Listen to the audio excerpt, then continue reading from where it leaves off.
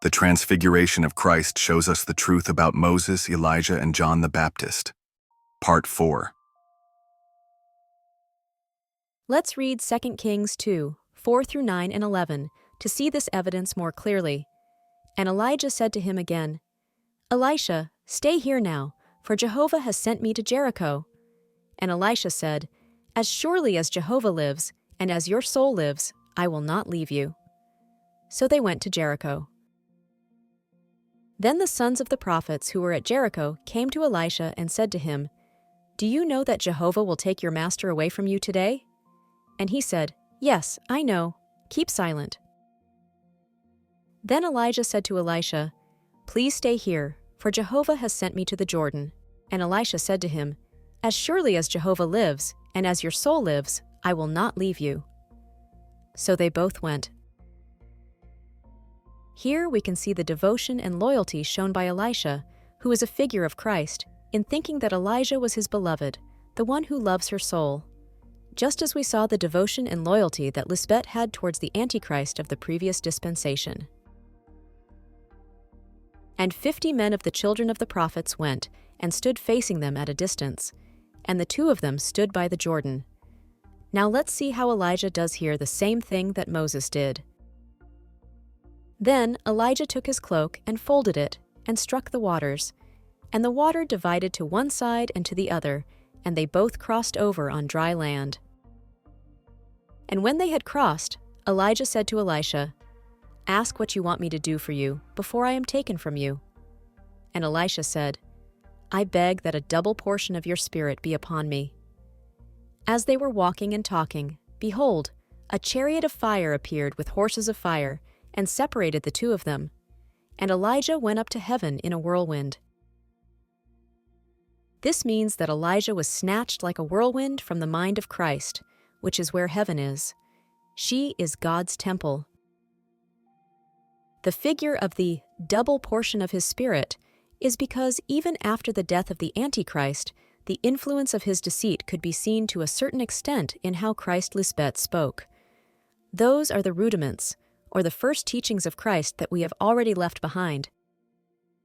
Because in her spiritual growth, she is already fortified, full of the wisdom and of God's grace.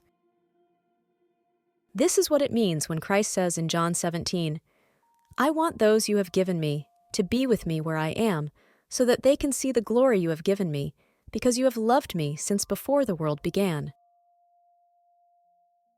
Then he picked up Elijah's cloak that had fallen off him, and went back and stood on the bank of the Jordan. And he took Elijah's cloak that had fallen from him, and struck the waters, and said, Where is Jehovah, the God of Elijah? And when he struck the waters in the same way, they parted to one side and to the other, and Elisha crossed over. And when the children of the false prophets which were at Jericho saw him on the other side, they said, The spirit of Elijah rests upon Elisha. And they came to meet him, and bowed to the ground before him. And they said, Behold, there are 50 strong men with your servants. Let them go now and seek your Lord. Perhaps the Spirit of Jehovah has lifted him up, and set him down on some mountain or some valley. And he said to them, Don't send them. Here, we can see how in the beginning of this new dispensation, when we followed her, some were still expecting the Antichrist to return. At that time, the first foolish virgins were among us. 50 men is a symbol of the 50 for whom Abraham tried to intercede to vindicate Sodom and Gomorrah, which is a figure of the thoughts of the earthly mind of man.